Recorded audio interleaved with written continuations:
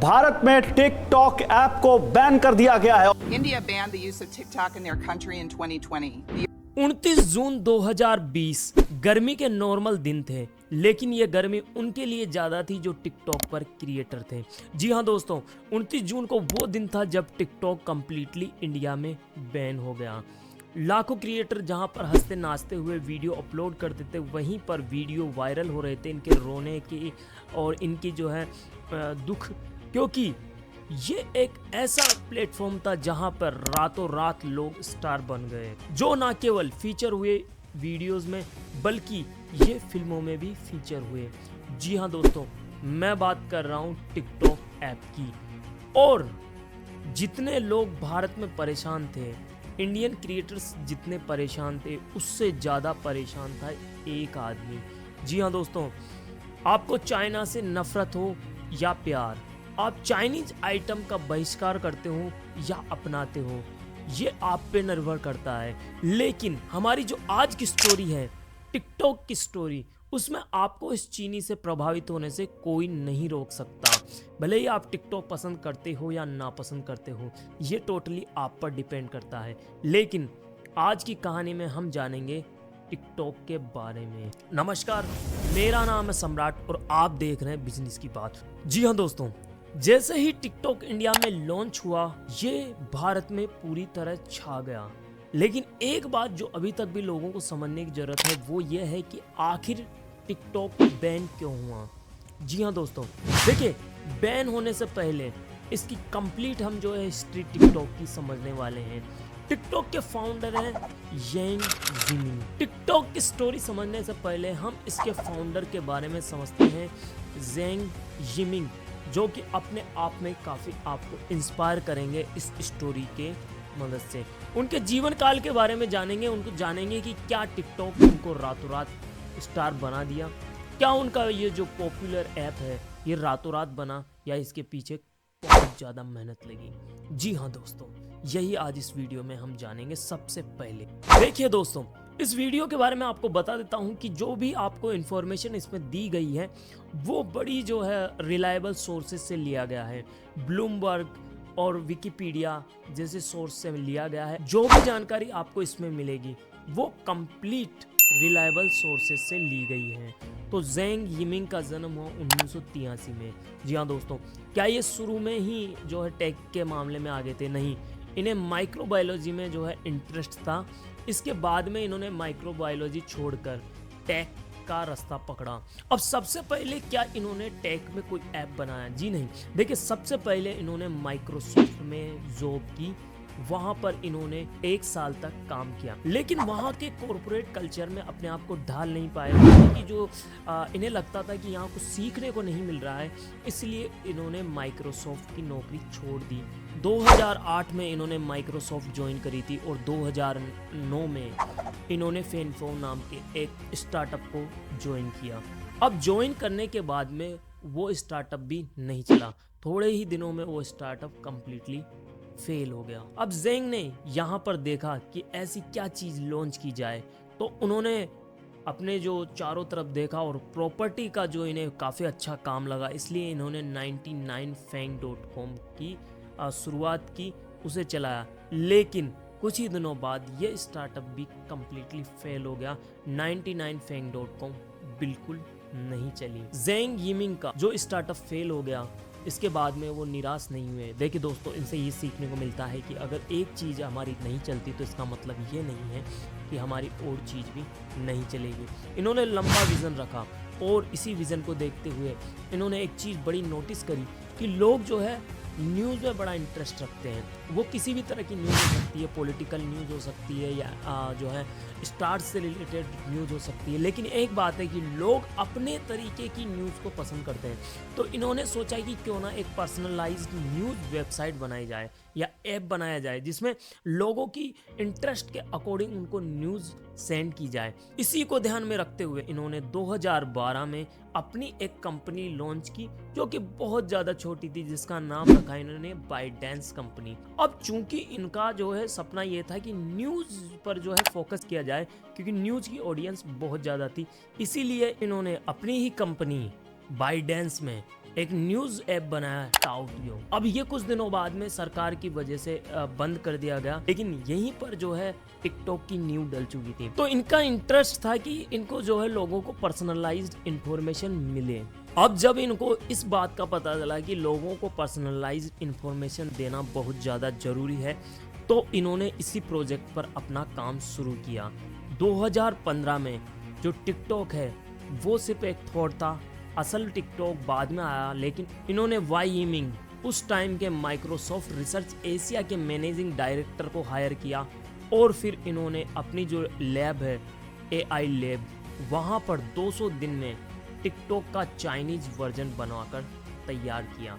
ये Chinese version 100 million user और एक साल में 1 बिलियन वीडियो इस पर देखे जाते थे। चाइना में ये ज़बरदस्त तरक्की पा गया। अब यहाँ पर यिमिंग को ये लगा कि इसे जो है दुनिया भर में ग्लोबल तरीके से लॉन्च किया जाए। अब चूंकि ये चाइना में था तो इसका नाम था डुएन। अब दोस्तों यहाँ पर ये समस्या है कि डुएन नाम से जो है इंटरनेशनली लॉन्च नहीं किया जा सकता, क्योंकि अलग अलग नेशन में अलग अलग तरीके से जो है लोगों को ऐसा नाम चाहिए, कैची नाम होना चाहिए जो जल्दी जो है पकड़ में आ जाए। तो इन्होंने, जैसा कि टिकटॉक खुद अपने आप में एक टाइम बाउंडेशन है, इसलिए इन्होंने घड़ी का जो शब्द टिकटॉक वो शब्द चुना और उसके बाद में इन्होंने टिकटॉक नाम रखकर इंटरनेशनल मार्केट में लॉन्च किया।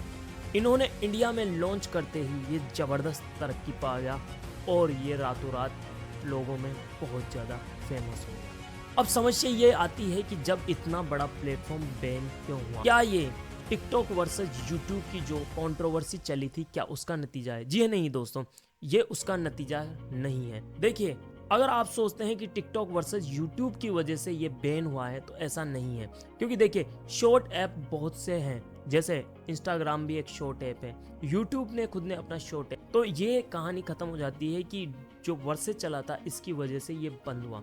लेकिन पहले हम जान लेते हैं कि ये जो वर्सेस चला था यूट्यूब वर्सेस टिकटॉक, ये चला क्यों था। देखिए, सबसे पहले समझते हैं यूट्यूब वर्सेस टिकटॉक की जो कंट्रोवर्सी चली उसके पीछे कारण क्या है। देखिए, कारण सीधा सा है कि यूट्यूब पर जो है इंफॉर्मेटिव कंटेंट थे, जबकि टिकटॉक पर क्रिंज कंटेंट बहुत ज़्यादा थे। अब क्रिंज कंटेंट क्यों थे ये समझिए। देखिए, सबसे पहले आप ये समझिए कि टिकटॉक किस एल्गोरिदम पर काम करता है। टिकटॉक सिंपल एल्गोरिदम पर यह काम करता है कि जो वीडियो सबसे ज़्यादा देखा जाता था उसी को ये फीड में देता है।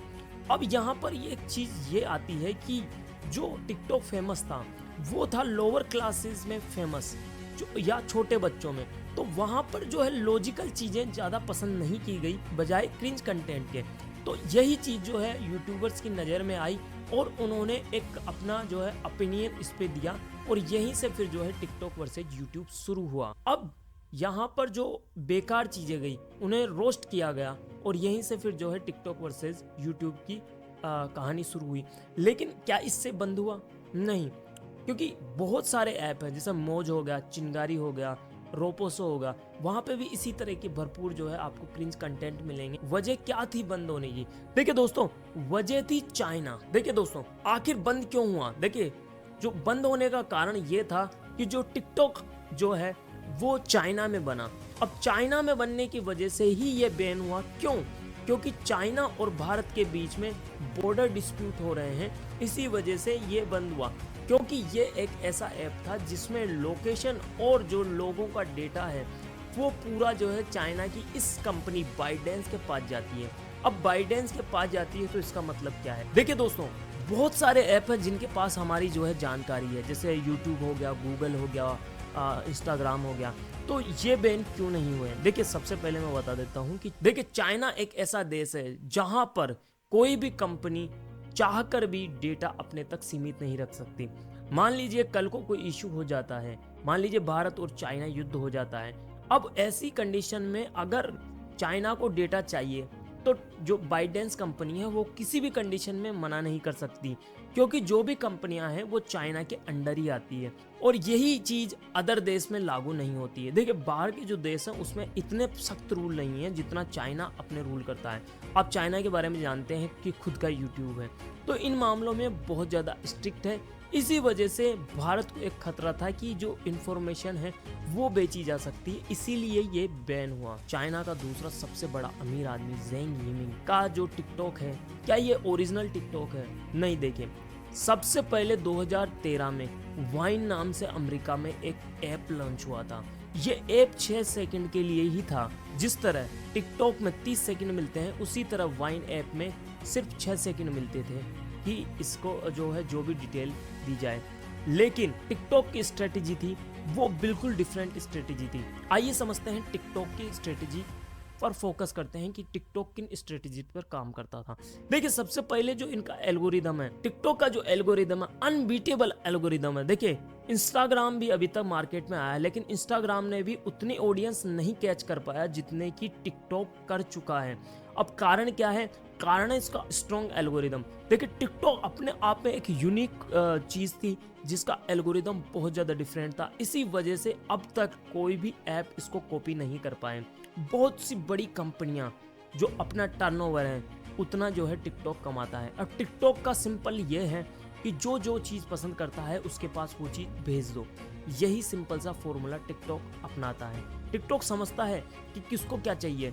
इंस्टाग्राम पर वैसी चीज़ अभी तक लागू नहीं हुई है। देखिए, इंस्टाग्राम पर यह है कि जितना शेयर करोगे आप वो चीज़ उतना ही फीड में आएगी, लेकिन टिकटॉक के साथ ऐसा नहीं था। टिकटॉक के साथ सिंपल ये था कि जिस चीज़ पर आप क्लिक करोगे, जिस चीज़ पर आप टाइम स्पेंड करोगे, वही चीज़ आपको बार बार उसी तरह की आपको जो है दिखाई देगी, ताकि आप उसमें इंगेज रहो।